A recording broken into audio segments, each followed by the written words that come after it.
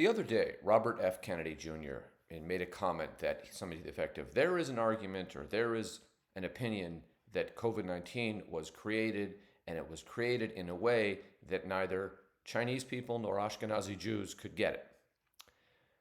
This is not some new idea that Kennedy came up with. This has been out there in the murkiness of the MAGA movement and the conspiracy movement for some time now. It is also deeply racist and deeply anti Semitic. Now, I don't really care so much about Bobby Kennedy Jr., and I don't want to hear people rush to denounce him. Bobby Kennedy Jr. is a MAGA adjacent Nepo charlatan. That's who he is. He's not going to be the Democratic nominee. He's not going to be president. He might be Trump's running mate. But what strikes me here is that this anti-Semitism doesn't come from nowhere. The New York Times, in their infinite wisdom, says this raised concerns about anti-Semitism. No, it didn't raise concerns. It was an anti-Semitic statement. But before we condemn Kennedy for this, and before we say the New York Times should be stronger, we need to think about this a little more.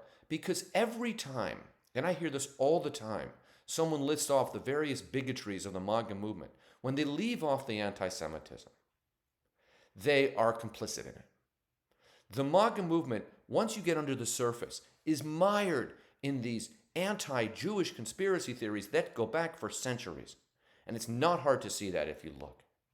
But for some reason, we're afraid to say that. So then it bubbles to the top, and Bobby Kennedy Jr., who is frankly an idiot, says this, and people are outraged. People should be outraged, but we need to look a little deeper and be willing to call this out when we see it, and to recognize that the anti-Jewish bigotry that is part of the MAGA movement is very strong.